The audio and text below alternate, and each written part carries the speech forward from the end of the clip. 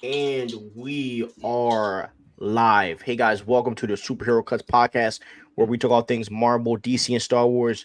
It's your boy Stevie Hayes, joined by Comic Cuts, brother. How you doing today? What's going on? I am good, man. It was a good day. Definitely hyped. We got a lot of good things to get into tonight. How you doing, bro? Good, man. Doing good, man. It's Christmas month, man. So I'm excited. Hey, so obviously Christmas is on a Monday. If you still want us to record December 26th, leave a comment. Leave a comment below if you want us to record December 26th. I would love to hear that. All right. So also, I'm going to be at Disney January 19th.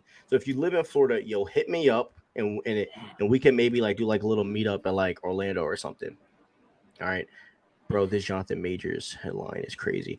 Yeah, I do have an update on Jonathan Majors case that we'll be talking about a little bit later on in the podcast. But yeah, so we're so happy that you're here today. We have a lot of news to get to, so we're just going to get right to business. Okay, so first off, okay, this is the title of this episode talking about Robert Downey Jr. Is RDJ not coming back? So here's what has happened. So basically, Variety did a whole expose for Robert Downey Jr. Not just him, they did one for Cillian Murphy, Margot Robbie, which is ironic because Margot Robbie wasn't talked to be Sue Storm at a point. And obviously, the rumors that Killian's being wanted by Marvel to play Doctor Doom, which is funny. Plus, we get RDJ and Mark Ruffalo doing an interview together, which they both were actually good. I ended up watching them.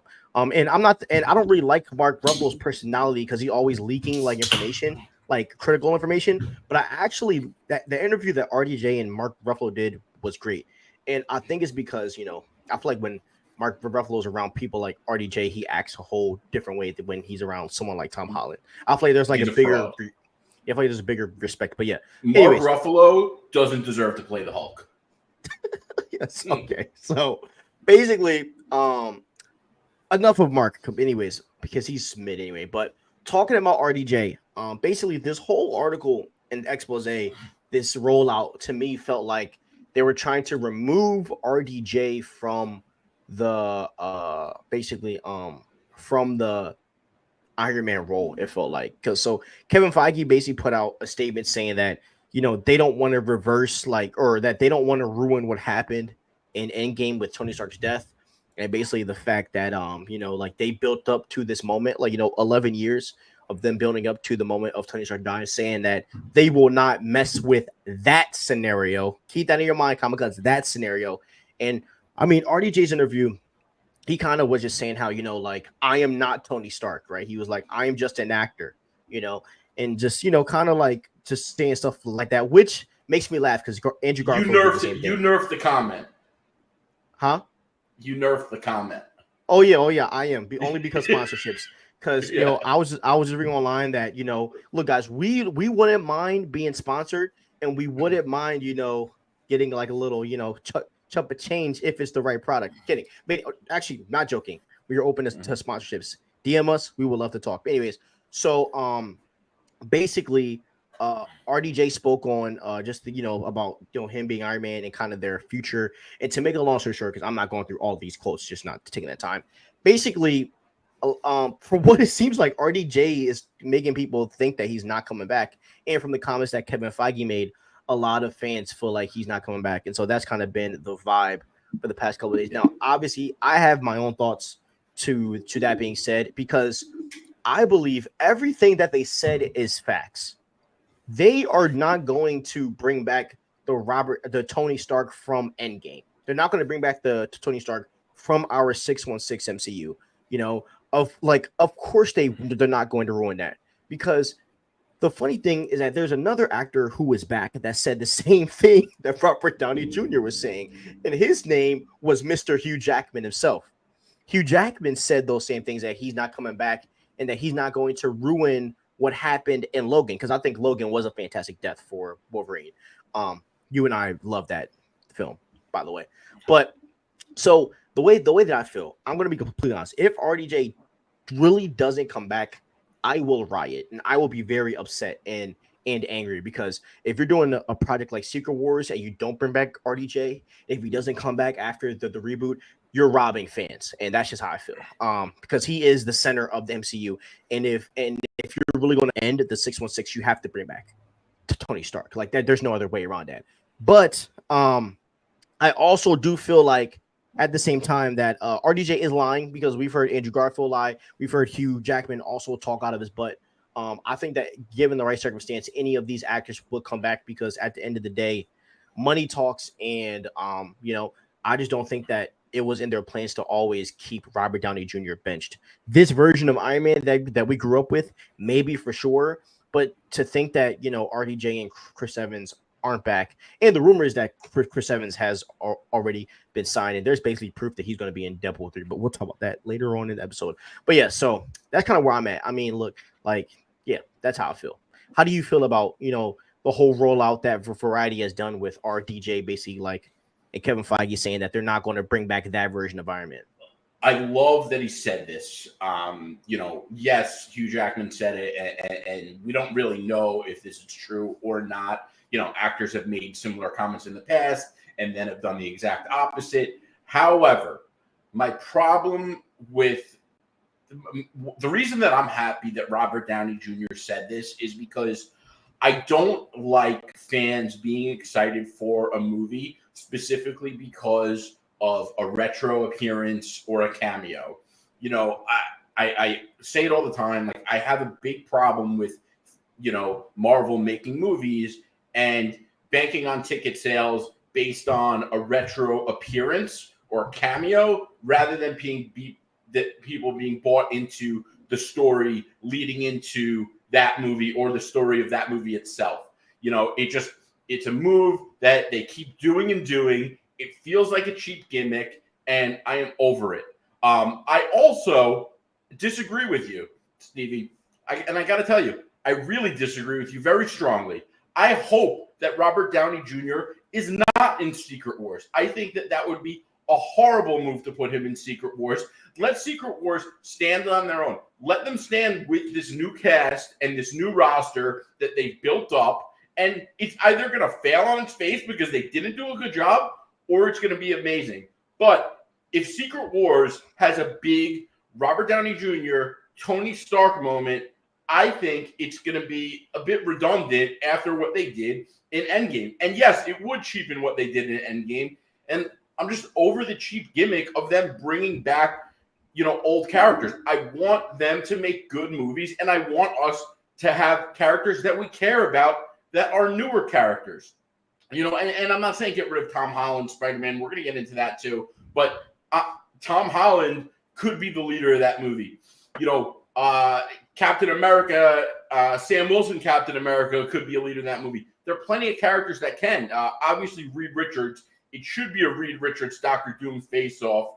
And I understand they have to make it a bit bigger than that because of the type of spectacle an Avengers movie needs to be.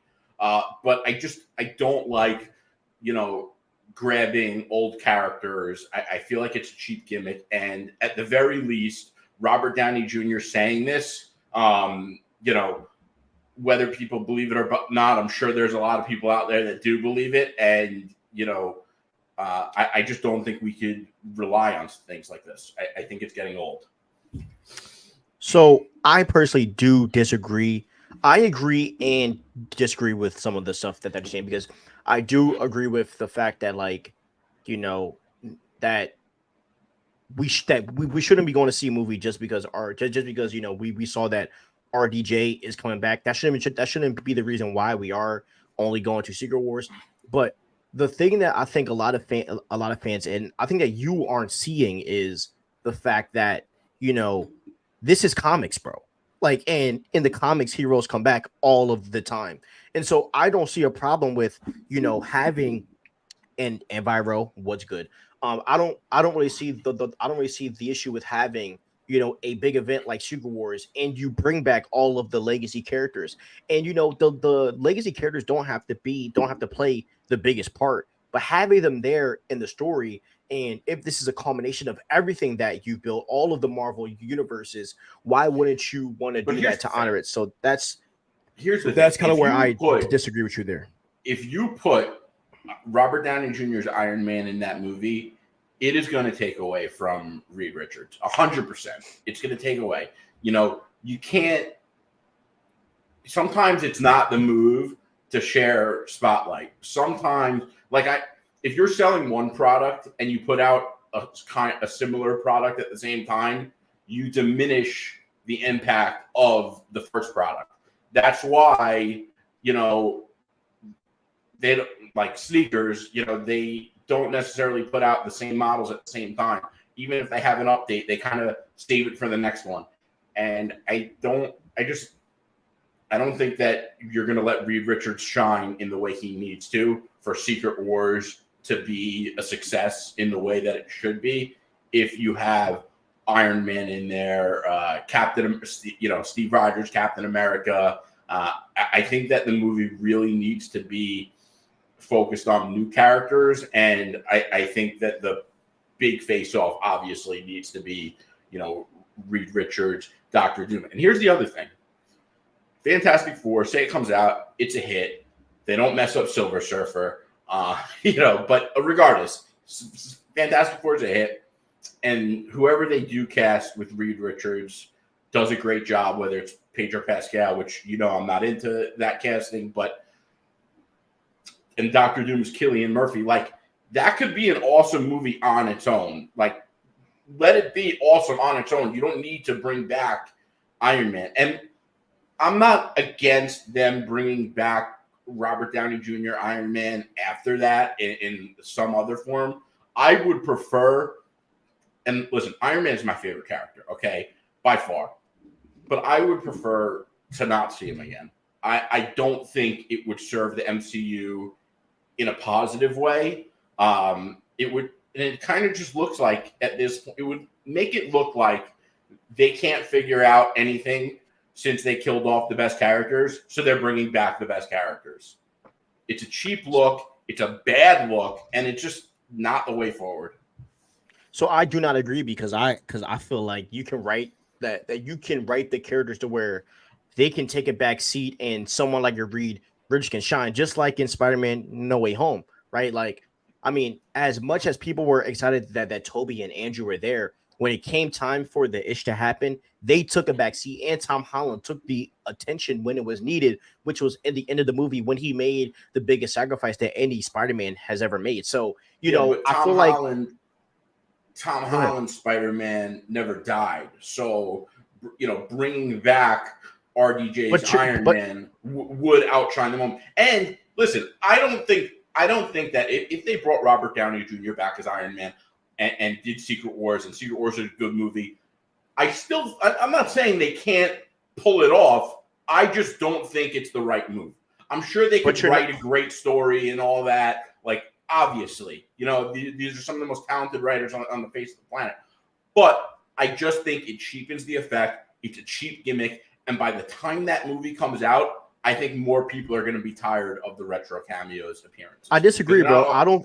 I disagree, bro, because because number one, they wouldn't bring back the characters from the last time that we've seen them. These would be different versions and different roles of the characters. So the fans are getting introduced to a different version of that character, which basically makes them play kind of sort of like multiple roles. Like if we got a Tony Stark Supreme Iron Man, I think fans will love that because it's a different take. If we got a Hydra Captain America, that's a different take on Captain America, something that we've never seen. Now, Black Widow, you heard what I said. Just keep Yelena. I think that's fine. And Deadpool is going to show us again how important nostalgic characters are. Nostalgic characters have a place in the universe. They were mishandled in Doctor Strange in the Multiverse of Madness. We can all say that nostalgic characters were mishandled, but in Spider-Man they were done right. And I believe that with the writing of Michael Waldron, and I believe that he's going to put all of these characters in the right places where they need to be.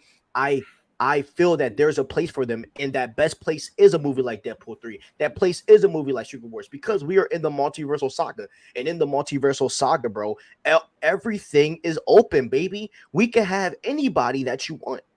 And that is the whole point, bro. Because Kang, and if you are building up Kang and Doctor Doom to be greater than Thanos, greater than all of the villains that we've seen comic cuts, you'll have to come at him with everything you got, because bro, you have to think about it this way, bro.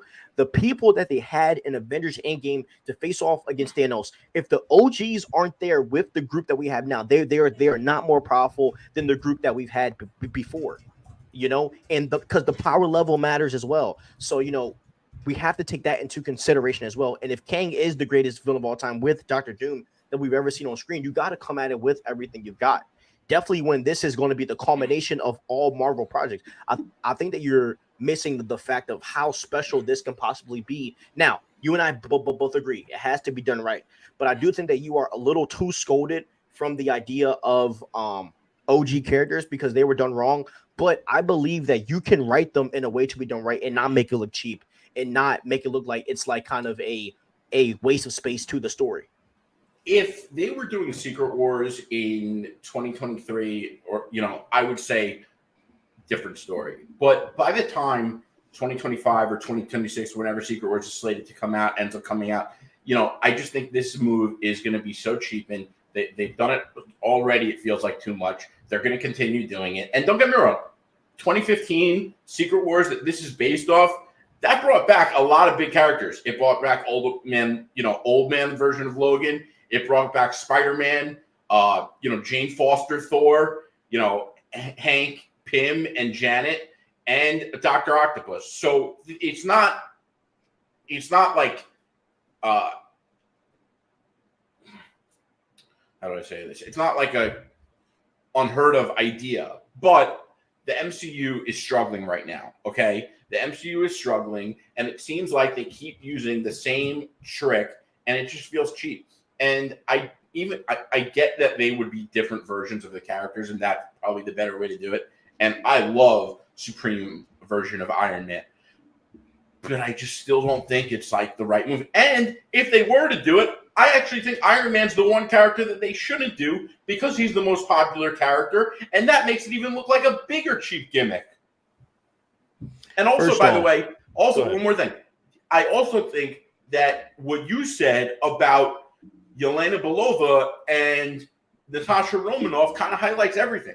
Because if you don't care to see Black Widow, Natasha Romanoff, Black Widow anymore because you love a new character.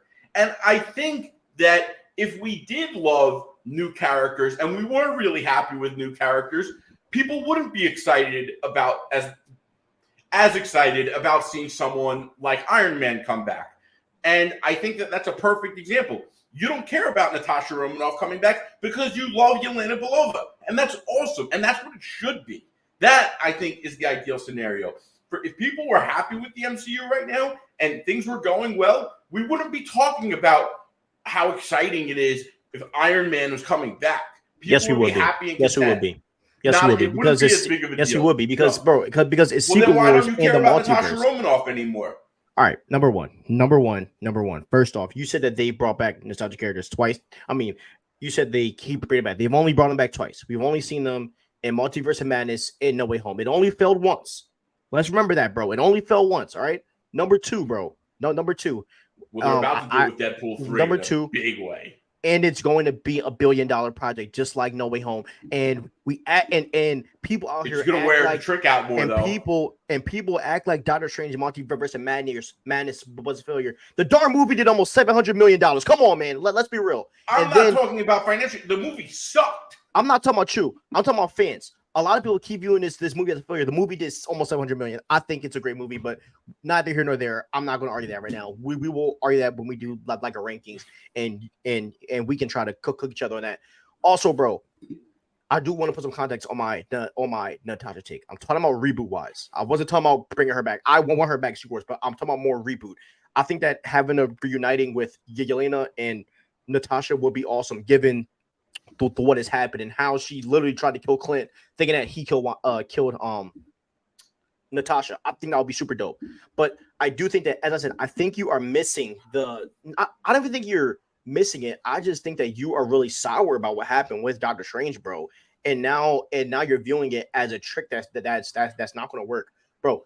Like, look, because when it's the multiverse, you have to use the nostalgia, because that's the point of the multiverse, bro, is that you want to bring back older characters that people fell in love with. I mean, and as I said, now with the Flash would have worked if Ezra didn't get into his drama, bro, And when I watched like 20,000 different Flash reviews, No one ever said Michael Keaton what was the problem. Nostalgia is never the problem, bro. It's the issue is these characters have to be written correctly.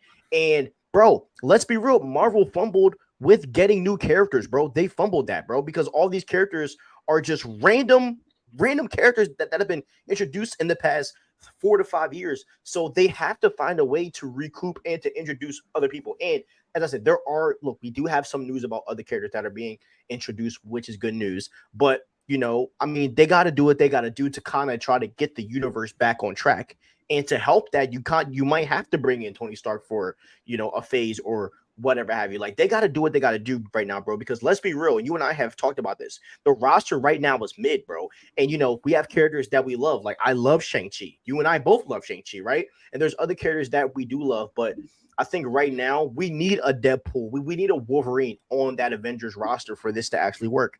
So that's kind of where I'm at with it, bro. Like, listen, we can, and I think it makes a lot of sense for Hugh Jackman with Ryan Reynolds, because they obviously have a very close relationship, and they've teased this. And Deadpool originally appeared in the Wolverine Origins movie, so it actually makes sense, But I don't know.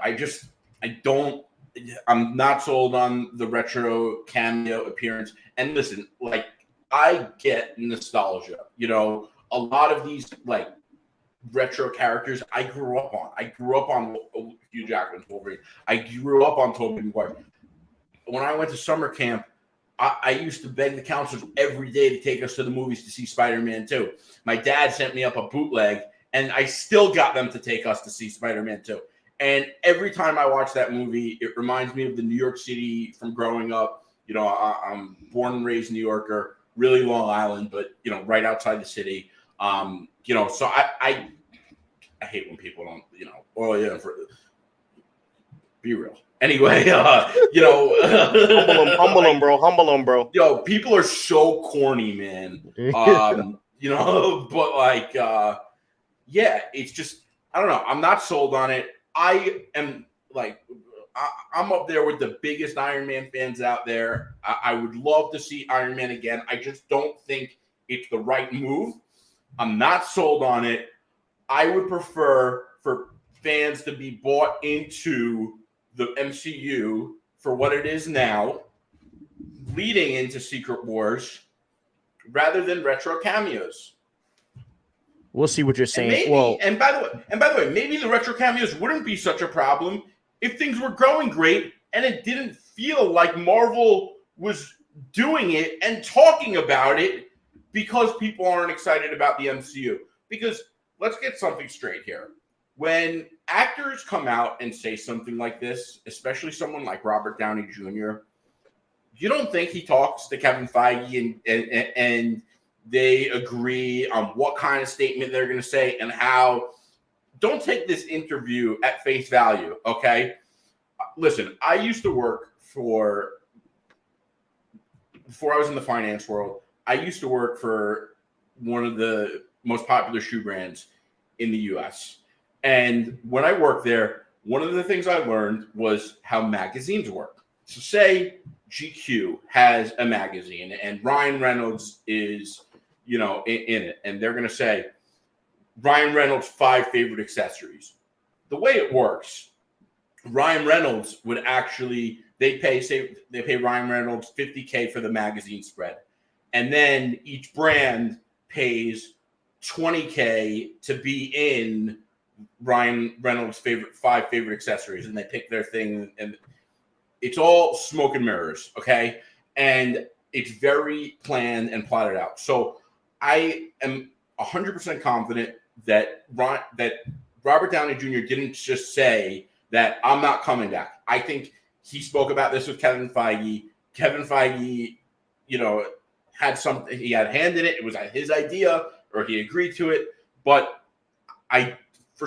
for whatever reason, they wanted us talking about this right now. That's my point. Yep, we're gonna have to agree to not agree, and I'm gonna keep a receipt on you, bro, because I'm gonna keep a receipt on you. Yeah, because when Deadpool 3 comes out and you go on this podcast and tell the fans that hey guys, hey listeners, Remember, Comic-Con said this because he's going to love Deadpool 3 so much. And I'm going to pull this video back up and be like, yo, yeah, I mean, and look, you're a humble man. You'll take the L if it's true, but same here with me. But I think your mind is going to be changed when you see it done right in Deadpool 3, and that's where I'm going. I don't believe in being humble. Number one, and number two, okay, and number two, I don't think Deadpool. I think Deadpool 3 is going to be a fire movie for sure. But my point is, by the time Secret Wars comes out, this cameo thing is going to be. I can't even say what I was going to say because we'll never get a sponsor. But this thing is going to be such an old trick. Okay, I don't agree. It's only been done twice, my brother. It's only been done twice. You don't think other franchises are going to do this? Yeah, but Marvel's Marvel, bro. They're bringing back X-Men 97, and that's going to do generational numbers, bro. Like fans want that. Like, as much as you don't want it, fans do want that. X-Men 97 isn't a retro cameo. That's like. But I'm saying like they're bringing back the old, bro, and it's going to work. It's going to work every time, bro. Like that's like making Sam Raimi Spider-Man 4 X-Men 97. And that movie would do $1 billion, bro. I'm trying to tell you, like, if Sam Raimi brought Toby back, that movie's doing $1 billion. There's no way around that, bro. I agree, but that's not what we're talking about. This is very different. It's not. But all right, whatever. It's all good. We'll definitely we have a lot more topics, so we'll do an extended. We'll table this maybe like at the end of this episode and talk about this again. But great conversation. Okay, let's read some of these comments. Bro, Jonathan Majors' headline is crazy. I'm about to type it out. Jonathan Majors' ex-girlfriend plays recording in court where Majors demanded her to behave like Coretta Scott King or Michelle Obama. Oh my gosh, I'm not even going to comment on that. Is it just a rumor or that he's not coming back? So Kevin Feige basically said that he will not tamper with what was done in Endgame. That doesn't mean that he's not going to come back. It's just saying that they're not going to tamper with that death that Iron Man had, which I agree with. Of course, he's not going to admit it. RDJ is coming back. He's not going to flat out say it exactly. So he's playing coy just like Jennifer Garner did when they asked her about playing Electro and Collider. Yes, bro, they all do. They're all lying. Hey, Enviro. Spider-Man No Way Home was a gift, so much better than a short character. They played an integral role. Maybe RDJ can have a similar role. I 100% agree. I just would be very upset if he came in Armor Wars because that actually Armor Wars might be getting canceled. So, anyways, a short cameo is pointless. Example: George Clooney in The Flash, unless they affect the storyline. Toby and Andrew, I agree, and Michael Keaton. Michael Keaton was not bad in The Flash. Very slept on role. I'm not sure this makes sense, but with these actors playing coy, pretending not to return, fans are assuming they're not coming back. Yep, I agree, Enviro. Or Dragon Trainer, I agree. They're bringing back Wolverine, and it hopefully won't tarnish the legacy of the Logan movie. It won't tarnish the legacy of the Logan movie. You know why? Because Logan's actually wearing a freaking costume. Not a black leather stripper suit, a freaking costume. So Daniel Craig, before he agreed to do No Time to Die, he said publicly, I would rather slit my wrists than play James Bond again. And they just offered him like double the bag and he took it. So, listen, like I said, it's all smoke and mirrors. Daniel Craig, in my opinion, by the way, I've met him, stand-up guy, as nice as they come, spoke to him for like a good 10 minutes on New Year's Eve. He is cool as hell. But a lot of what they say are smoke and mirrors. In Daniel Craig's case, I think he said it to get the bag. I don't think Robert Downey Jr. is saying it to get the bag. I think if he wants the bag, he's going to get it. I think he really got offered the bag. I think he's already signed to get the bag, but that's topic for another day. Because he didn't flat out deny that he's not coming back. Nostalgia I think he said it because they wanted fans talking about it. And here we are. Yeah. Look, we will talk about it. We want everything, Nostalgia brings box office numbers. To make it make sense of the story. I agree. A lot of things bring box office numbers, though. Yep. Bringing back characters from the past would take insane writing on that part. We would need Marvel to actually make it make sense and not just make some senseless cameos like Beast was in the Marvels. I don't think Beast was I don't think Beast was a senseless cameo. Do you think Daredevil will be in Avengers? Was Beast a cameo though? Because I don't think the guy who played Beast did Kelsey Grammer play Beast in the Fox X-Men? Yeah, but cameo means that you shortly show up. So he shortly showed up. So he did. Okay, but it wasn't. It wasn't like a retro cameo. It wasn't like it was just a cameo. Okay. Yeah, Feige said that they would never touch the moment with RDJ's Iron Man. That doesn't mean he can't come back as a variant. That's what I'm saying, bro. That's what I'm saying. Every character from every Marvel movies that we've seen, they are all going to be in Secret Wars. Not Please, one not hero is America going Chavez. to one hero. Yeah, leave her out, and a few others. I want to see Wolverine bully Daredevil. How's it going, everyone? We are good, Travis. So, Bully Travis. Holland in the next Spider-Man trilogy. Yep. A wild card idea. Instead of bringing back the beloved character, bring back one people wouldn't expect. Imagine a variant of Thanos coming in and having to train the new team to take down Kang. I don't think Thanos would ever. Yeah, Thanos would never do something like that. Thanos might think Kang is good, honestly. Do you think Thor could die or no? They're not going to kill off Thor. He's worth too much at the moment. He's the only OG that they have. Bringing back these beloved characters is what fans want. Why wouldn't you want to see them too? I know what Comic Cuts does. He just doesn't want them done. He just wants it all to make sense and be done the right way. What are you excited about Deadpool 3? We're going to get into that later on the show. The universe that Monica landed in the Marvels, how likely do you think that is the X-Men 97 universe? That is not the X-Men 97 universe. It's not. And I'm going to break down where the X-Men 97 universe is when we talk about Deadpool. I think they wanted freedom. No, real quick. I think they just wanted the freedom to do X-Men 97 the way they wanted to do it without having to worry about the MCU canon. And that's why it has nothing to do with each other. So enjoy it for what it is, but don't take it, as an MCU sign or anything like that. I agree, my brother. What Earth is Monica on? I don't know. The Flash would have made way more money if Ezra wasn't playing Flash. At least Andrew Miller, if Grant Gustin was in that spot, that movie is doing $1 billion. Evans and RDJ are practically already signed. By the way, I agree. I know you do. That I will like Comic Cuts. A bit of that was me like trying to troll. Midnight Suns is happening right in front of us. It would do at least for like 400 mil, at least. I think we'd do it at least 400. Yeah, listen, a lot of fans would have went out to see it, but I just don't think Grant Gustin is like a comic book movie A-list actor, and I don't think he would have delivered. Listen, the movie didn't do well, but the one thing no one could say is that, hate him or love him, which I don't know if anyone loves him, but no one could say that Ezra Miller didn't kill it in his performance in that movie. Yeah, he was great. Midnight Suns is happening. I actually need to rewatch that. Midnight Suns is happening right in front of us, and no one is talking about it. We will talk about Deadpool, bro. I know you guys are hyped about Deadpool. We'll talk about that. By the way, I just dropped the video today talking about Deadpool as well. I hope you watched it. When it comes to the MCU Avengers, realistically, it should only be a good 7 to 10 Avengers in Kang Dynasty and Secret Wars. Not everyone in the MCU needs to appear in Secret Wars. I 100% disagree. Reynolds and Jackman is a perfect combination. Spider-Man 4 would break the internet like GTA. I speculate Monica's in the X-Men 97 universe. Her showing up will be one of the Brendan, why not like Kim Kardashian? Right? In the season when it drops. Misogynistic. Yeah, right. Nice way to acquaint MCU viewers. It's definitely not X-Men 97. All right. Now, next topic. All right, we're talking about the projects that are directly setting up Secret Wars. So the projects that are directly setting up Secret Wars is Spider-Man 2, Shang-Chi 2, Fantastic Four, and Deadpool 3. So we're going to go through each project right now, and I'm going to tell you how it's going. Oh my God, gee shit, here we go. And that's your viral tweet of the day.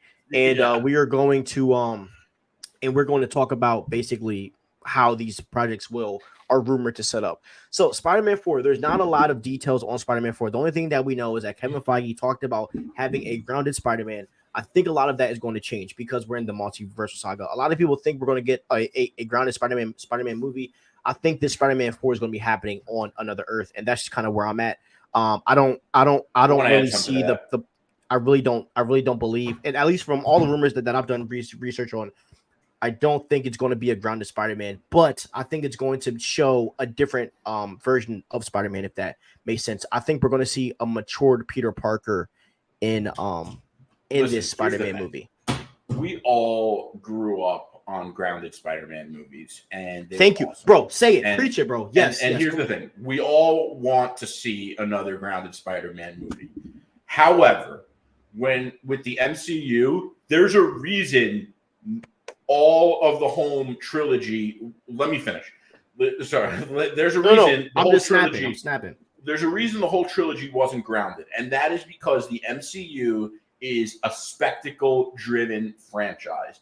And because of that, I don't think that I don't think they believe that they could tell a grounded story in a Spider-Man movie and have it fit the MCU and do all the things they want to do with a Spider-Man movie in the MCU. And I think that's the reason none of them have been grounded. And I think it's the reason it's not going to be grounded. I think they want it to be grounded, but they know it doesn't fit with the MCU. And it's a double-edged sword because the MCU is great. The spectacle-driven MCU has been awesome. We've all loved it. That's why Iron Man was so damn cool. But you know, at the same time, spectacle-driven and the MCU isn't Sam Raimi's Spider-Man 2. We have legit gotten almost 7 movies of grounded Spider-Man. I think we've had enough of grounded Spider-Man for a while. And not 7, 5. What? So all 3 Spider-Man films, Toby, 2 of Andrews, 2 Chasm. and then 2. No. Yeah. Look, Toby, 3, Chasm, Homecoming, Far From Home. Those are both grounded, and I would even argue that No Way Home is grounded, in my opinion. But I don't know if I would. I disagree. I don't even know. Homecoming isn't even that grounded. Like, how? I don't know. It just felt like spectacle. Iron Man, appearing and no. I would say Homecoming, bro, is honestly grounded because, I mean, he's keeping his head low to the ground and he's fighting kind of like a local villain, Now, yes, there's alien tech, but I don't think that makes it, like, not grounded. But it didn't feel as grounded as, like, Sam Raimi Spider-Man. Yeah, true.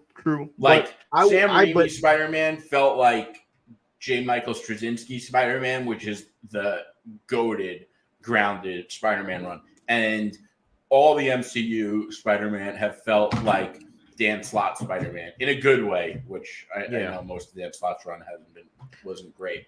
Yeah, I consider Vulture Street level of crime. That's why. So like that's fair. It's definitely the most grounded of the 3. Yeah, and with Mysterio, yes, it looks like multiversal-ish, but it's only like it's just robots. Yeah. So that's the only reason, and that's what I'm saying. Like Sinister Six is not grounded, even though it wasn't the full 6. They did. Yeah. It was basically like that level. No Way. Yeah, I was wrong about saying No Way Home isn't grounded, or No Way Home is grounded. I was definitely wrong because Doctor Strange multiverse, that was fire. But Spider-Man 4. By the way, Comic-Cons, that was a great point. Can't wait to cut that up for the freaking TikTok. That's gonna blow up, and fans are gonna be so pissed at us for saying that. That's a really great point, Comic-Cons. Anyways, we are one of the best. All right. Anyways, so Shang-Chi 2. Okay, so and we don't believe in being humble. Yes. People let them cook. Yeah, right. There's one thing, we're just some douchebags over here. But anyways, so Shang-Chi 2. So the director of Shang-Chi was supposed to be directing Avengers Kang Dynasty. And basically, I think and Secret Wars.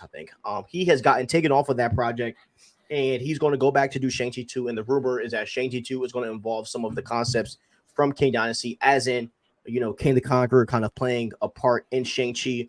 We all know that Shang-Chi's rings have something to do with Kang Tech, and they probably are Kang Tech because of the fact that, when we were watching Ant-Man, there were rings that were in his like multiversal castle thing, that looked very similar to Shang-Chi's rings. I want to say this. I think this is a perfect opportunity to put Ms. Marvel in this project. And the only reason why I say Ms. Marvel is because of her bangles. She has the second bangle now. And I would love for them to, and I would love something where Kang is trying to get both of their stuff. Now, I'm not saying put Ms. Marvel. What? I'm just so tired of like these characters. Like, listen, it makes sense. It would probably be a great project, but I'm just so tired of like let the awesome characters stand on their own. We need more Shang-Chi, and like the last thing we need is Miss Marvel taking away from his spotlight. It's actually so Shang-Chi too. But listen, I'm like, of all the new characters, especially all the female characters they laundered in, Miss Marvel is up there with my favorite. Like, I would love to see more Miss Marvel. I think they did her dirty with the Marvels. I think they should have given Miss Marvel the movie, if anything, let alone especially with Captain Marvel. But but it doesn't make sense, I guess, That's what I'm saying. Yeah, I mean, I think from a box office standpoint, you're making sense because a lot of fans probably wouldn't see it just by seeing Ms. Marvel in it. But I do think that like having the idea of Shang-Chi's coming for all of his tech, and I'm not saying you make Ms. Marvel a part of the movie, but I wouldn't even mind the end credits to where we just get a flashing to where Ms. Marvel's like bleeding out of her nose and her family's like dead, and then Kang just takes her bangles. That like I would like something like that, and then the scene just ends. Is the way to get people to buy in to Miss Marvel, because people don't, and it's a shame because she is awesome. And by the way, maybe they didn't watch Miss Marvel because they were tired of all the female characters being laundered in, and the content quality had went down by the time Miss Marvel came out, and people were just like, I'm not giving it a chance. And it's a real shame because Miss Marvel is an awesome character. The actor is great, and that show was one of the better Disney Plus for sure. I agree. So yeah, man. I think Shang-Chi's going to be a really big project. I don't think Miss Marvel's going to be it, but that was just my idea. If you're going to pair Kang into it, and then the next project is obviously the Fantastic Four. You know, Reed is sorry, Kang is a descendant of Reed anyway, and Reed and Kang always go at it. So perfect way to introduce obviously the Fantastic Four. They're going to be the center of the Avengers movies, and then obviously Deadpool 3, which we're seeing in real time right now. And they are, showing a lot of stuff. So I want to talk about this when we get to Deadpool 3, but I am going to stop doing all of their leaking information because I do think that the fact that they're leaking every scene that they're doing is hurting the culture of comic book movies and fans, because a lot of fans are seeing what's happening in real time, and I really don't like that. Like, I'm cool with the photos that we saw that I covered, but I do think we're seeing a little too much. Like, they even showed the freaking Fantastic Four flying cars, or like the flying ships that they had in Rise of the Silver Surfer. And so like they're showing too Fantastic much, car. Yeah. And so I feel like it's getting a little too out of hand. So we are going to report that. But after that, guys, we are not talking any more spoilers for Deadpool 3. At least now we will talk rumors and stuff, but I don't. But I feel like they're getting a little too out of hand. Fans are. I think we saw way too much of Spider-Man 2, the game, before it came out, and I gotta tell you, that story, I expected it to be much better than it was. I agree. So, all right, let's answer a few questions. So we have so many questions now. My goodness, we might not be able to get through all of these, but we'll try. All right. Bringing back these beloved characters. We already said that. The universe Monica landed in Marvels. How likely do you think that is the X-Men 97 universe? I think we said no. Yeah, you and I both said no. Oh wait, we are way lower than that. Hold on.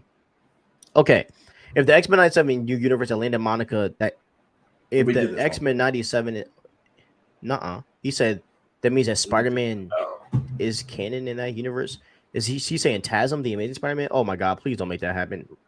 Spider-Man 4, Shang-Chi, Fantastic Four, and Deadpool 3 are all expected to set up ground for Avengers Secret Wars. Yes. Avengers, the King Dynasty will lead directly into Avengers Secret Wars. Yes.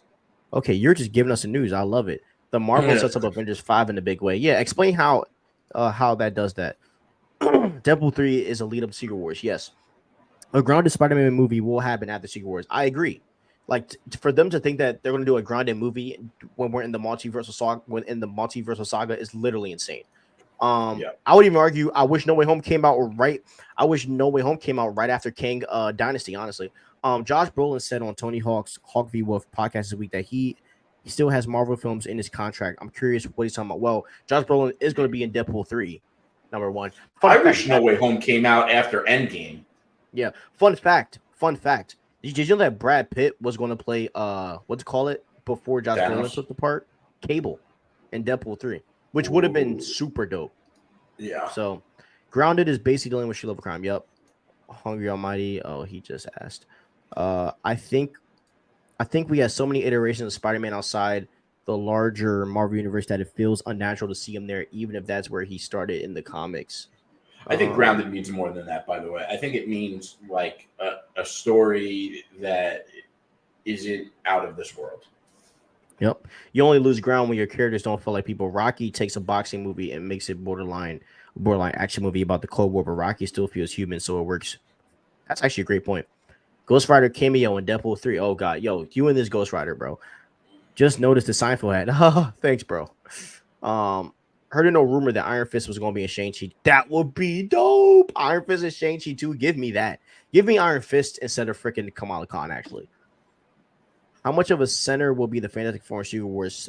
Because it's called Reed Richards will be the main character in Secret Wars. Yeah. The role that Tony Stark played, that's where we're going to see Reed. Yeah. Hungry Almighty, I have a soft spot for that Iron Fist show. I hated that Iron Fist show. No costumes, count me out. They're just talking. All right. Mysterio is the worst Spider-Man villain. Yeah, they did Mysterio dirty in the MCU. Oh my gosh. They did Mysterio so dirty. Okay.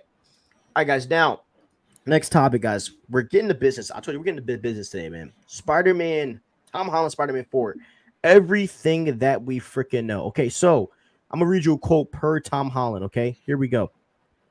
All I can say is that we have been actively engaging in conversations about what it could potentially look for a fourth rendition of my character. Tom Holland says he won't do another Spider-Man movie unless it is worth the while of the character. And let me add on to this, and worth the money. That man is signed to a contract. He's just trying to get people hyped up. Okay, now, I have one more set of news that I want to read to you. And it says this. Hold on, y'all. Let me pull it up. Okay. Marvel Studios is reportedly searching for a new director for Spider-Man 4. There is a chance for John Watts to return to direct. So, if you guys don't know, at the end of Spider-Man No Way Home, John Watts said he's kind of taking a break from movies. Now, I want to give you my opinion on John Watts. John Watts is one of the most boring movie directors I've ever had in my life. I've ever seen in my life. He's made Spider-Man movies really boring. I'm not gonna lie. Spider-Man Homecoming is my favorite MCU Spider-Man film of all time. I love Spider-Man Homecoming personally, but I do feel like Far From Home, as much as I think it introduced one of the greatest Spider-Man costumes of all time, John Watts just doesn't do a great job of making fun Spider-Man movies. Even in Spider-Man No Way Home, the first half, which I adore because I love lore, it is a little slow. The pacing of the beginning of Spider-Man No Way Home is slow, and that is honestly because John Watts is just not a great director. So I hope that they get a better director in there to direct the Spider-Man 4. There is a director that's being rumored. I try to find the news, but he didn't really pop up. But yeah, that's how I feel. I think John Watts made a really fun and exciting and entertaining trilogy, and I think we should put some more respect on his name. I think that there are certain parts that John Watts does great in, but I think I feel like John Watts, as in the character of Peter Parker, is amazing. But I'm talking more like action beats and stuff like that. To me, they just didn't hit. Definitely in Far From Home, they just didn't hit the way that I kind of wanted them to. And I would agree, Far From Home, but the trilogy was dope, and I think he did a good job, and especially with No Way Home. No Way Home, listen, it has some faults for sure, but like that's a fire ass movie. Oh yeah, it is. But I kind of want someone better. I'm excited that someone else is doing it. I think it's a good idea to take it in a different direction. But I think John Watts did a good job with the. But I beg you. Please, listen to me, Marvel. Please don't let Sam Raimi direct that Spider-Man 4 movie. Please, for the love of crud, do not let Sam Raimi direct Spider-Man 4. Please. I do not want that man to direct it. Okay. I agree. My goodness. Okay. Now let's get into the next one. Nova. They're so into retro, bringing back retro characters. They're gonna bring back a retro director. No, yeah, right, dude. I would riot if Sam Raimi got cast. He would ruin it. Okay, Nova. Okay, so do you have a favorite Spider-Man? Are we talking about actors or like actual different versions of Spider-Man? If we're talking about actors, Tom Holland's my favorite Spider-Man of all time. Who's yours, Cuts? It's tough. I really like Tom Holland, but like I grew up on Tobey. I think the Raimi trilogy is the best Spider-Man, best Spider-Man movies, and like I think Tobey nailed the character. I know some people will disagree with me on that, but he just feels like Peter Parker from the comics. Spider-Man 2 is one of the greatest superhero films of all time. Very underrated. Yeah. Very underrated movie. That movie is literally like you're reading a freaking comic book. Literally. That movie is insane. Anyways. Insane. Yeah, literally insane. So, okay. So, Nova. Nova was supposed to be a limited series to introduce the character, but now Nova is going to be a movie. I personally am very excited about this. I finally want to see what happened on Xandar. I finally want to see that now. If you know the story of Nova, right? Nova does transfer his powers to someone on Earth. So I'm excited to see how that's going to work. If that's probably going to be like the case here. So I am excited to see what's going to happen with Nova, and I think a Nova movie is a new character that fans are going to automatically fall in love with. Definitely, if Nova's super young, like I think this is going to be a great character to build around. I think this is a character that should have been introduced right after Avengers Endgame. To be I was honest, going to say the because same thing. Because a character like Nova goes perfect with somebody like Spider-Man, right? Like Nova can go hang with Spider-Man. He can go hang with the Guardians. He can go hang with Thor. Nova's a character that you can really put anywhere, and he'll like pretty much uh fit in. There's this Yeah. animated show called Ultimate Spider-Man, and it was a team of like Spider-Man, Nova, I think it was a young Luke Cage, and and Tigress. And Nova was like, to me, was like my favorite character in the freaking show. So I would love. I can't wait till Nova comes to the MCU. Yeah, same. And listen, lore, entertaining, fun, spectacle.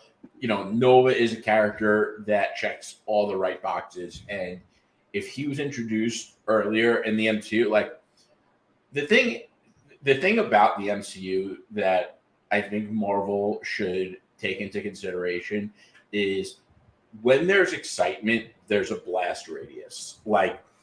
And because it feels like so many projects haven't been fun and exciting to watch, it kind of feels like that carries over into excitement to other projects and how we view other projects. And I think that, listen, even if everything was identical, like if they had Nova come out like early after Endgame around the same time as Shang-Chi, I think that the blast radius of excitement and positivity from those movies would shift how fans view a lot of the other movies, especially a movie like Ant-Man 3 Quantumania. My brother, I agree. Good stuff. Okay, so I'm gonna read a couple comments from this. Hold on, put this in here. All right, I'm gonna read a couple comments. Sorry, I had to move the topic. All right, so new Batman skin drop, the Batman Who Laughs. So gosh, I don't want that skin. Please, People Richard Rider. love that costume. I know. I think it's overrated. Please, Richard Rider. I agree, but we're anti-Joker people. Anyways, please, Richard Rider for the Nova movie. I don't. I'm just funning you. I don't mind Sam Alexander or as a secondary main sidekick type character, but do not try to check any boxes by immediately writing off Rider for Alexander. I go back and forth. It just depends on the day. I wouldn't mind either though. Nova was supposed to be an Infinity War, but I guess they decided to cut him out because Captain Marvel took the role of Nova. Ryan Gosling is Nova. LOL. Get the heck out of here. Ryan Gosling is Nova. That's a They also need someone younger. Like they need a young guy. Tom Holland like kid. Yeah, it's just one kid. Do you know who would have been a good Nova? Taron Egerton. Zolo, the guy that plays Blue Beetle. He would have been a good freaking. I think he would have done a good job, even though I don't like him. Or don't you know that Spanish guy from Riverdale? He will be a good Nova too. You know what I'm talking about? The Spanish dude. Oh, he's getting nominated for some award too. Is he gay in the show? No. Hold on. No. I'm about to pull it up. Hold on. Riverdale cast. I think this dude would be like that kid. Would be a good. The kid who played the gay character, he was a good. No. This dude, Charles Melton. This dude. You probably can't even see it. Hold on. I'm about to send you a screenshot. Hold on. Okay. Oh yeah. I think he'll be great, bro. I think that'll be a perfect Nova. I just sent you a picture. I think Charles Melton will be a great Nova. Yeah, Flash just got added to the Fortnite store. Man, Fortnite's about to take my money, man. They got to chill. Okay. Next topic here. X-23 is reprising her role in Deadpool 3. Now, obviously, this isn't going to be the X-23 from Logan. She's probably going to get a proper costume. I liked X-23 in the Logan movie. And as I said, this is not a surprise. Now, how do I think she's going to be in here? Now, we're about to talk about Deadpool 3 rumors. So if you don't want to hear it, get out now. I'll count to 5. Okay, you're going. by. The live stream hasn't. People haven't left, so you want to be here. So this is the deal with Deadpool 3. Where they are right now, Deadpool and Wolverine are in the void, okay? Now, if you guys don't know what the void is, in Loki, when you get pruned, you go to a place called the void. The void is where all of the pruned timelines are. That is why we see Wolverine fighting against Sabretooth. That's why we see Red Skull's old car. That's why we see the Fantastic Four flying car. That's why we see all of these things, because this is the void. Now, the theory that I'm running with at the moment is that they pruned the whole entire Fox X-Men universe because of what Deadpool did. And that is why Deadpool's going to get pruned. He's going to end up in this void, and this is where he will meet Wolverine. And look, if you want proof that the TVA is involved, because and by the way, we've been talking about it for almost a year now, that the TVA is going to be involved in Deadpool. There were people dressed in TVA uniforms on the set of Deadpool 3. So, they are definitely responsible for why the Deadpool got to the void, and that's how he meets Wolverine. And I believe that whole the desert place where there are comic cuts, that's just the beginning of the movie. I don't even think we've even seen anything else. So, yeah, that's really all I have about Deadpool 3. But yeah, I would love X-23 to freaking come. But yeah, they are in the void. Awesome.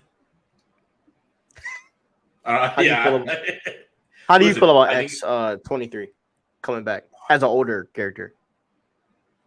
Not really so into it. Like, it feels like they keep bringing in these female characters that, aren't really the title stars of the movie. And they it's always another superhero that they kind of, I don't know. I just feel like they're getting laundered in. It's yeah, I'll be honest though. I get that, but I don't think she's gonna even play a big part. I think this is just the mini roles. Yeah, I just think this is one of the mini roles that they're talking about, like returning. Like, bro, it's freaking dope that we got to see Sabretooth from the old X-Men movies. Like, that's exciting for me. Like, so they're like, they're bringing back a lot of characters that we liked, and they're going to be done right. Let's see. Flash just got for answer. Nova versus Bluto. Steve-O, what's up, Jay? I'm excited for that. Yeah. The problem with The Void is that most people didn't watch Loki, despite it being the best Disney Plus show. So I hope that Dynasty and Secret Wars movies you can watch while doing any homework. X-23 didn't die in Logan, so I guess she's going to be called by the Wolverine variant. No, she's not going to be called by the Wolverine variant. What is happening is that the TVA is going to be pruning all of the X-Men universe timelines. That's why we're going to get a bunch of these different characters in the void. That's probably how we're going to run into X-23, because that's probably going to be the Logan that we see that Hugh Jackman is dressed up. It's probably going to be his daughter. And it is not hard to explain the void in Deadpool. We Deadpool could just say, "Where am I?" And the TVA person can say, "You are in the void." Done. When you get pruned, you go here. It's not that hard to explain. So okay, now next up, guys, we got some Blade movie news. Okay, so honestly, the news for Blade was bad. And Comic Cuts and I flipped out about this because we're like, you can't be wasting an actor as great as Mahershala Ali. So what happened in the past is that Mahershala Ali was not happy about where Blade was, and he was not happy about where it was going, saying that the writing was terrible. They originally made the character about 3 different women vampires, and Blade was going to play like a backup to the role. And Mahershala was like, hell no. Like, what, are you out of your darn mind? And so Kevin Feige, being the GOAT he is, fired everyone and restarted with the new director. And so here is what Mahershala Ali has said. And this is as of 3 hours ago. He said this. I think it says Mahershala Ali is really encouraged by the ongoing project of Marvel's Blade. I think we'll be back at it relatively soon. This is a good thing because, number one, there's been a lot of negative MCU news going around, and it's kind of been kind of toxic. I'm not going to lie. So having Mahershala Ali be happy that, the writing process is going good and that they're actually they're actually writing good content that he's happy with, I'm actually really excited about that. And I also want to give a shout out to Kevin Feige as well for, being able to fire the people that were doing that and to restart. It seems to me that there is a course correct going on not at Marvel, but at Disney. It's no secret. And, for those of you who are new to the show, we don't like to get political because we don't like to be divisive. No, obviously, you can say it because Bob Iger. I know. Let me cook. Yeah. Sorry, Listen, bro, I'm hype. Sorry. We don't like to get political because we don't like to be divisive. If you want a show that's going to get political all the time, there's plenty of that out there. It's not what we want to do. Like anyone else, we have our political opinions, preferences, and beliefs. That's not what the show is for. Having said that, we will comment on things when it impacts the entertainment that we know and love. Now, with that preface, Bob Iger has commented on Disney and their certain word that we don't like to use, agenda. Having said that, it does seem to me that Disney is acknowledging that they pushed this stuff way too far. They had a lot of failures on their hands because of it, and they're trying to change that, which is great. And also, to also allude to that, they had actual quotas. Like there was a Zoom call of Disney executives which discussed quotas for certain types of characters in their content. Like it was crazy. And to hear that they were thinking about doing something like that to the extent of Blade being a backseat character in his own movie, like that would have been a smack in the face to so many fans. And like, talk about diversity. He's a black character. Well, why can't he stand on his own? Like seriously. And that's a character that people love, people want. Like it's just so aggravating, but that it even happened at all. But I am relieved to hear that Mahershala Ali is obviously very vocal about what he thinks about the direction of the movie, which is awesome, because these characters, they're cast, like their names are attached to these movies. And even if they do a good job in the movie, if the movie comes out and it doesn't do well and it doesn't have a good box office performance, like that reflects on that actor. So they have a lot of skin in the game. And I wish more actors were vocal about their MCU movies, and maybe things would have been, went in the right direction sooner. I still don't think. I think that Mahershala Ali got lucky in the sense that if he did this 2 or 3 years ago with Disney and their agenda at that time, I don't know if it would have worked. I don't even know if he would have had the courage to do it during that kind of agenda. But obviously things are changing. This is a really, really awesome thing to hear. So shout out to Mahershala Ali. Shout out to Bob Iger for recognizing, some of the failures that have happened and the reasons why. And, I hope I didn't bother anyone, by saying this. I know that, these socio-political topics are sensitive for a lot of people. And it's never my intent to offend anyone or bother anyone, but I think it's important to talk about because, listen, we love these characters. I also grew up on Blade. I was a huge fan of Wesley Snipes' Blade movie growing up. I actually think Blade Trinity was the first R-rated movie my father took me to see in theaters with my best friend at the time. I remember it like it was yesterday, and I cannot wait to see Blade in the MCU. So, again, shout out Mahershala Ali, shout out Bob Iger.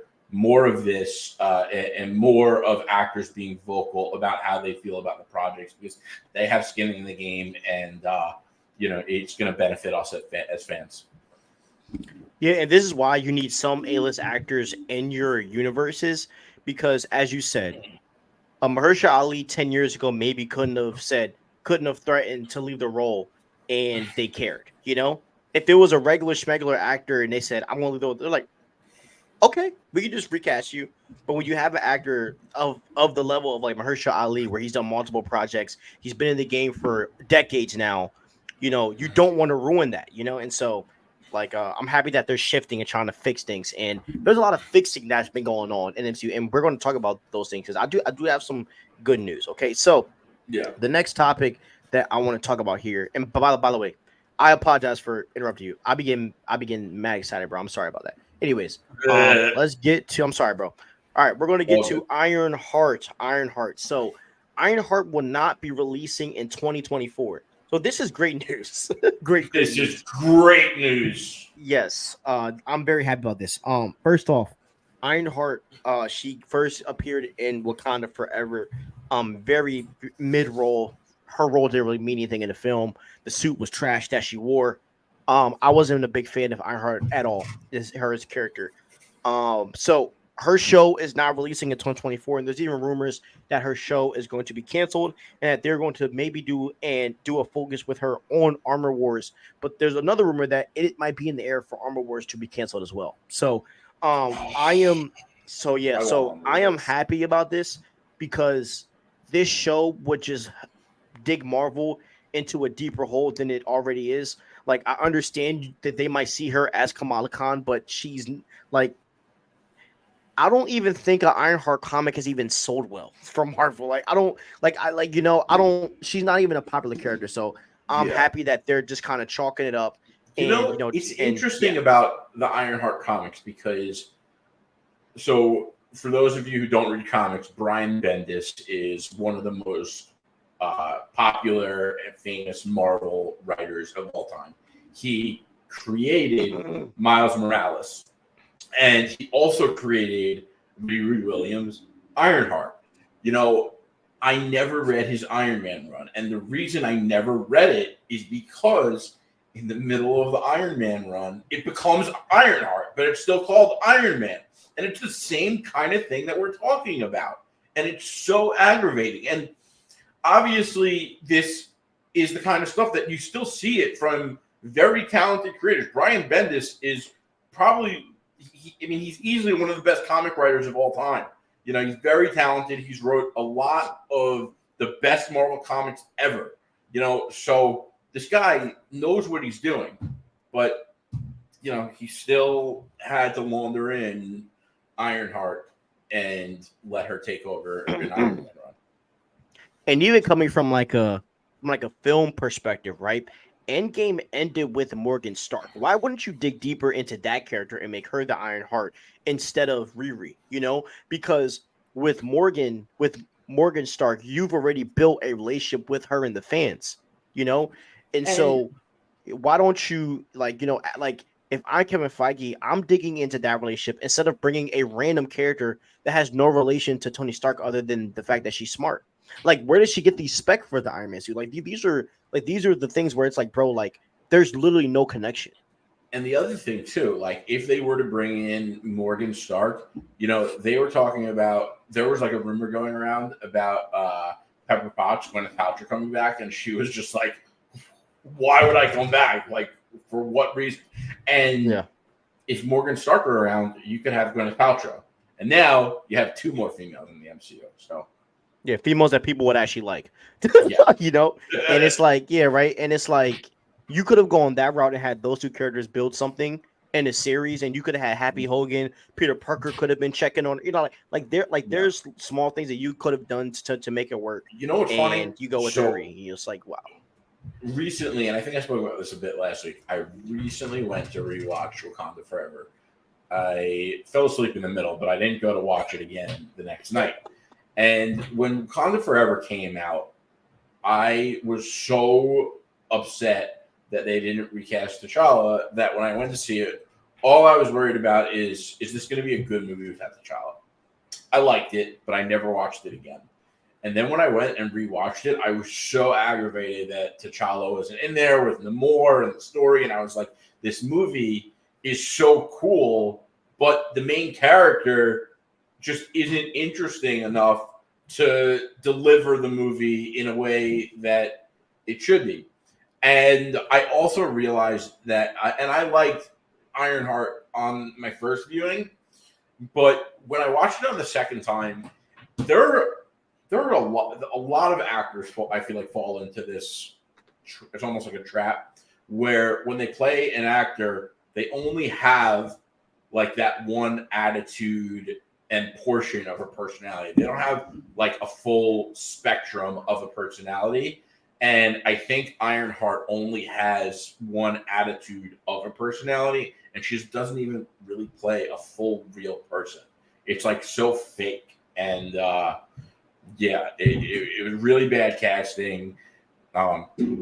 not a great character, and she also got clowned so hard on social media with that Go-Go Power Rangers video meme. Funny thing is, bro, she's from my hometown. That's the hilarious. Oh, really? Yeah, she's from my hometown. I know some Damn. people that know her, which is hilarious. But that is. She would. Yeah, Dominique, you were terrible. I'm sorry. I got to tell you, Dominique was bad. Yeah, I hope you don't. Be real. Hope you don't come back to Marvel. Get casted somewhere else, man. Join like Game of Thrones or something. I don't know. But this ain't you, sis. Sorry. All right. Now, let's go to the next thing. Marvel Disney Plus show. Oh, my bad. Marvel Disney Plus shows coming out in 2024. So there are 3 Disney Plus shows coming out, and I love the fact that Marvel's slowing it down, man, because that's what we need. Okay, so 3 Disney Plus shows is Echo, X-Men 97, and Agatha the Dark Diaries. Echo is going to be featuring Daredevil and Kingpin. I don't know how heavily the roles will be in the show, but they will be in it. Trailer will look cool, but I mean, it's going to be kind of hard to stay interested. We will cover it for the love of you guys, but it's going to be pretty boring. X-Men, unless like it just blows away, which is far from possible. X-Men 97. We are actually really excited to cover this show. Yeah. And we're going to cover every drop, every episode of this. And by the way, guys, we are covering What If. So I can't wait. And I have some ideas for the What If. I am thinking I have a lot of ideas because I know that we're going to be releasing an episode each day. So I am thinking that, and if me and Comic Cuts can fit this in our schedule, we might do a watch party that whole week. So we might just hop on for a half hour, watch the episode, talk about it, and just do that every day. Since it's going to drop like days in a row, but we'll see how that works out. Yeah. And the last movie or the last show is Agatha Darkhold Diaries. This is supposed to be an intro to the Children's Crusade project with Wicked and Speed and all those people. As of what I've heard lately, Wanda's not in it, which is an L. And I'm not sure what this is connecting to, honestly, but what's that girl? Aubrey Plaza, I think is her name. Aubrey Plaza, is that her name? I think it's Plaza. Yeah, she's a pretty popular actress. She's in it as well. She's cool. Yeah, she's dope. She's funny. And I know that her and Elizabeth Olsen are tight. So I do think that Scarlet Witch is going to be in it. I'll be real with you. Who is Aubrey Plaza playing? Some witch, but I'm pretty sure she's like a henchman of Mephisto. Or like That's one of his annoying. top. I really like her. I wish she got a bigger role. And by the way, maybe that's another piece of the problem here. Maybe they're not casting, the proper actors. Let me check her role. So she's playing Rio. She's playing Rio Vidal. Yeah, I don't even know who that is. I'm typing up now. Rio Vidal, Marvel. So Rio Vidal is. Hold on. I feel like it sounds somewhat familiar, but not enough that I remember the name. So she based off of Vero Vidal. Basically, she's just a witch. Best way to say it. She's playing another witch, another wasted actor playing a wasted character. Welcome to the MCU. So yeah, I mean, I am hyped for X-Men 97. I'm really excited for that. And I think that movie is going to be, show. I think the show's going to be amazing. Echo, as I said, Echo didn't move me, but I thought that the trailer was dope, and it's going to be fun to see like some just fast action, But yeah, that's kind of where we're at. Like, we're only excited for like one show, but as I said, I'm open to being wrong, and I'm open to my mind being changed. So that's where I'm at. All right, next thing, we're getting some DC news, man, and we have 2 DC news and 1 in the night. Okay, so James Gunn says Superman Legacy script is 99% done. Okay, so how do you feel about that, my brother? Oh, so good to hear, man. I cannot wait for this movie. And, once the script is done and they start rolling, we're going to start hearing more rumors and we're going to get to talk about it more. And I cannot wait. Which, by the way, you know what's going to happen when this script is done? They're going to start writing the Batman script. And you know what the Batman script means? Batman casting. Yeah, we're actually talking about that next. I am really excited for Superman Legacy, man. I think this is going to, I said this last episode, this is going to be the greatest Superman movie of all time. And I'm super excited to see. Go ahead, bro. Go ahead. So I saw, and I'm not going to call him out, but I saw some by name, but I saw someone on Twitter say that like they've been complaining that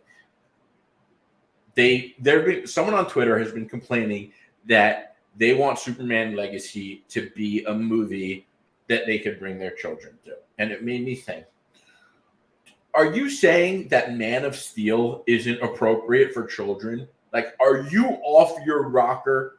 I am sorry. No, I'm not sorry. But if you were saying that Man of Steel isn't appropriate for children, I think your kids are going to have, I think they might struggle. They might struggle if they are sheltered off so hard that you think Man of Steel isn't appropriate for children. I grew up watching all of these movies. And like I said, Blade, Trinity, like that was the first R movie that my dad took me to see in theaters. I'm going to look up and see when it came out. 2004. Okay, so I was 14 years old. So, I wasn't someone that was seeing, R-rated movies from a young age and parents just let me watch whatever the hell I wanted. I had a laser disc player. My dad did. And one night when they were out and the babysitter was in the other room, my sister, I put on Terminator 2. So I saw Terminator 2 at a really young age. But that was about it, That explains Superman. a lot. I'm kidding. Superman Legacy is obviously going to be a movie that you could bring your children to, okay? And Man of Steel is appropriate for your children too. I 100% agree, man. And people forget, man, Keaton's Batman movies were pretty dark. Let's be honest. Yeah. The movies were hella dark. You don't need to, you're being extra soft to be dramatic. That's what you're doing. Yeah, like Superman is the most child-friendly character out of all of them. I'll be honest with you. He's more child-friendly than Wonder Woman. Wonder Woman is actually a very violent and ruthless character that a lot of people just tend to forget because Gal Gadot is beautiful. Yeah. Anyways, so yeah. I think that like Wonder Woman is probably the most violent character out of Batman and Superman, if we're keeping it real.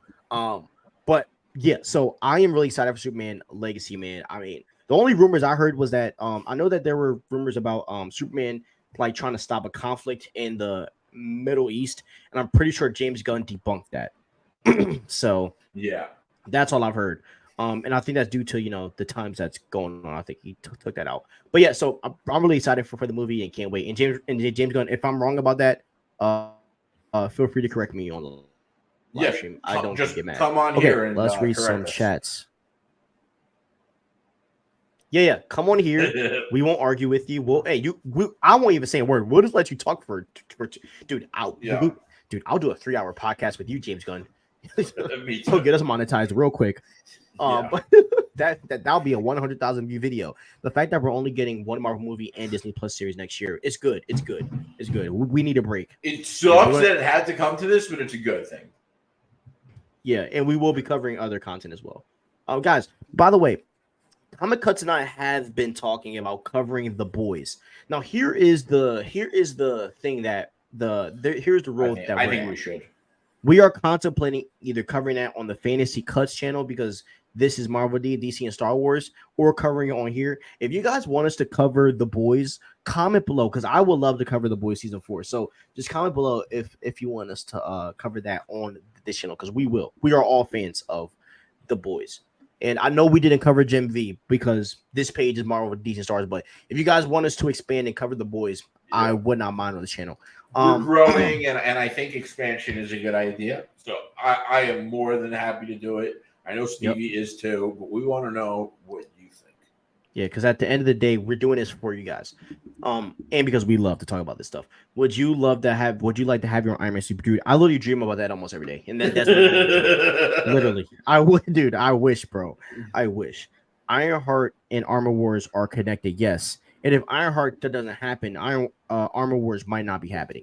Now I want Ironheart to happen because I think Armor Wars would be so cool, even without Iron Man.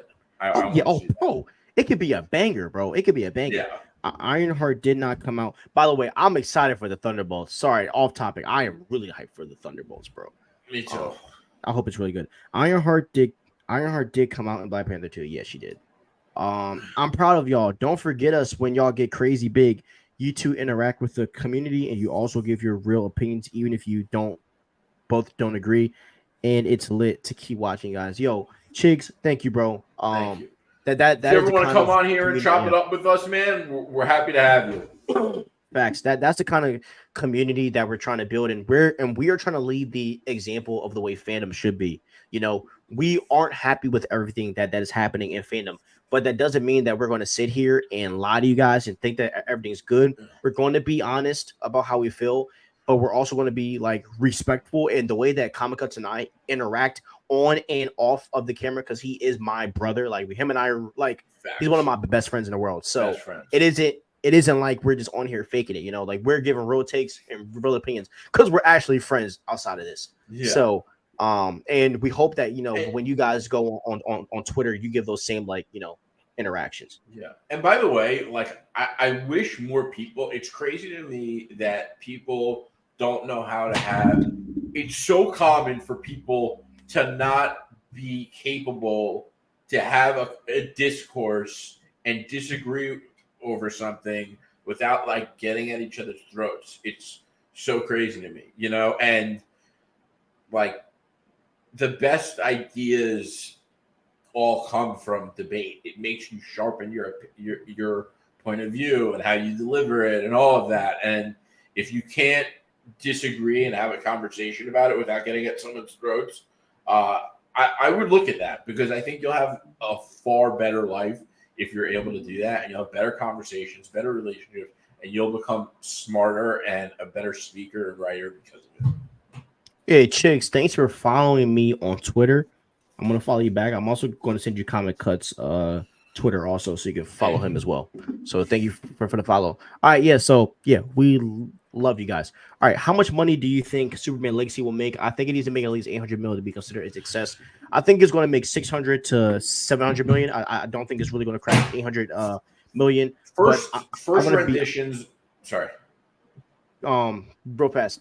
Anything over 500 million for Superman Legacy is a over success. I think that the movie at its least is like the lowest it can make is 400 million, only because like you can just tell how the hype is. But I think it's going to do like that 6 to 800 million range.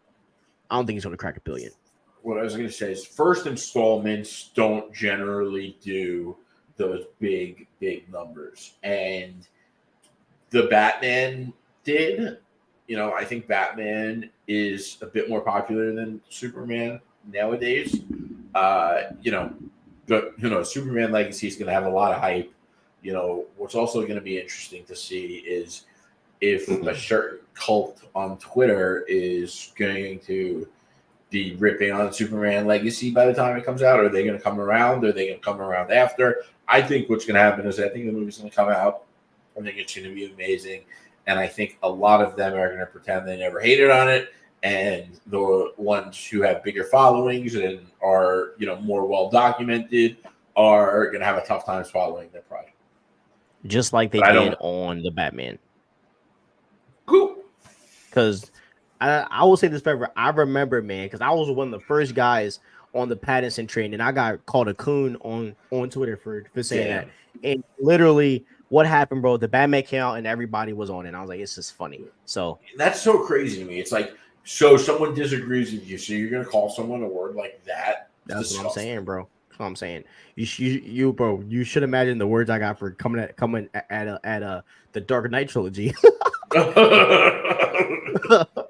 You could only imagine, right, brother? Okay. Listen, I love that trilogy, but I like it still. That kind of talk is not okay. Yeah, facts. That's some fighting words. All right. Once I heard Steven Yen might play Sentry, I said hard pass on Thunderbolts. Sorry, I love Sentry and prefer an accurate look. Yeah, I don't understand why Steven Yen is playing Sentry. That doesn't make sense to me.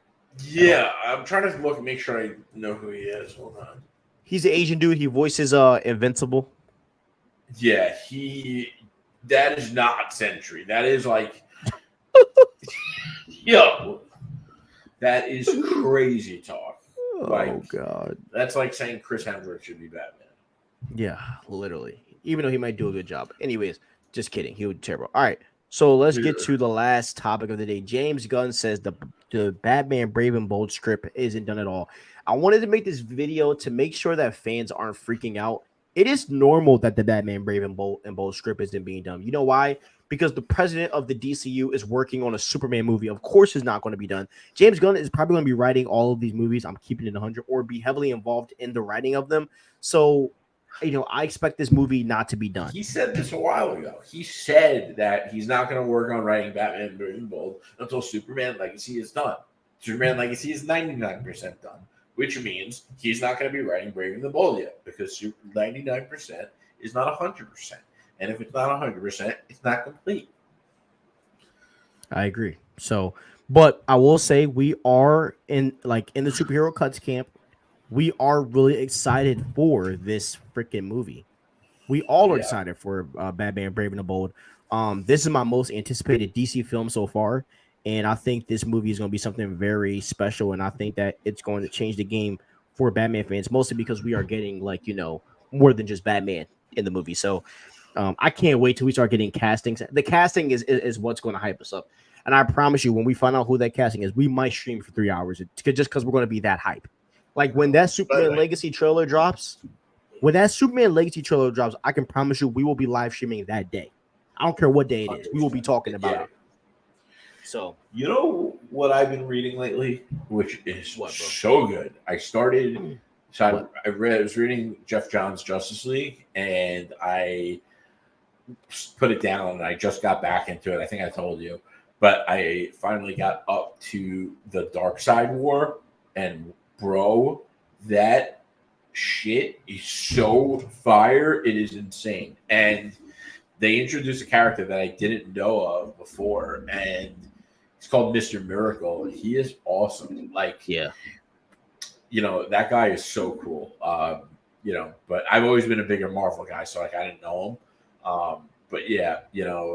The lore there is insane. And I hope that we see Darkseid in the DCU. I don't think he's going to be in any of the earlier movies in the DCU. I think James Gunn wants to make sure he goes in a very different direction than Zack Snyder, because I think he wants his DCU to be fresh and new, and kind of like when TASM, the Amazing Spider-Man movies came out, a lot of people complained that they were so similar to the Sam Raimi Spider-Man. And I think James Gunn is smarter than that. But I do hope we see Darkseid at some point in the DCU, because he is an awesome villain. And, I know we disagree on the Snyder movies, and I obviously admit that they have a lot of their problems, but they did a killer job with Darkseid. And I really did want to see Zack Snyder's Justice League 2, and it's a shame that we never got to. And it's crazy that people don't believe people could have the same movie. I still am one of the biggest fans of James Gunn and cannot wait for the DCU. I'm more excited about the DCU than I would be if the Snyderverse were continuing, but I still did like the Snyder trilogy. The only thing that seems similar is that he's going with an older Batman, what Snyder did. The only difference is that he's going to include all of the side characters. So there's going to be Robin, there's going to be Nightwing, there's going to be Batgirl, which I think is way different than what Snyder did. So I like the idea of having a prime Batman with the family, because that's going to expand Batman as a character, and I think that we're going to see proper character growth this way. So I'm excited. Yes. And what else too? I think that about the Bat family, it's very possible that we get the Batman, the Brave, and the Bold, and then we get a Nightwing series on HBO Max or whatever. I don't, and I think that that's something that's so exciting about this. We're going to get so much awesome content, and I definitely think they're going to take advantage of Max. Green Lantern is going to be a series. That's going to be awesome. I wish it were a movie. I'm a big Green Lantern guy, but I'm so excited about the series. Hell yeah. And it's going to be Hal Jordan and Jon Stewart. That's sick. I agree. Can't wait. So excited. Okay, so I'm going to answer this last question, then we're going to get out of here. So the Batman Part 2 is coming out 2025. What do you think Brave and Bold will come? Probably 2027. Just like you said, I agree. 2027 sounds great. Yeah. Yeah, honestly, now I'm just waiting for Wonder Woman, Flash, and the Teen Titans Project. Batman, Superman, Wonder Woman, Flash, Green Titans. Yeah, yeah, excited. So, guys, we're going to end it here. Obviously, we upload every day, 7 days a week. We're like a 24/7 open shop. So, we're uploading news every day, more than one time a day on Comic Cuts and Superhero Cuts. So make sure you follow us on Instagram and X, TikTok, Superhero Cuts. Comic Cuts is about to get he's about to get his TikTok started. So Yeah. make sure you follow him. And I'm gonna plug all of our social media links below. But as you know, guys, we are hitting monetization soon, guys. So we are gonna be launching some membership soon, and so you guys can get more of us, so we can give you more content and more stuff like that. So we are, and I just want to talk about this real quick, guys. Last year, we only grew 200 subs in 2022. In 2023, we have gained 400 subscribers in 1 year. Okay.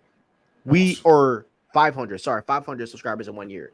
We literally doubled and then some because you guys are so loyal fans and because you guys consume our content. So we just want to tell you, we are very thankful for this amazing year.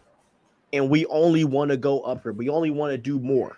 So we're going to keep being consistent. We're going to keep doing what we do, and we're so thankful for like having cool listeners like you guys. That you guys bring so much to our show. Interact. I mean, that helps us tremendously because it when you guys comment, it just makes it so much fun, and it also allows us to talk about things that we know you want to hear, which is great.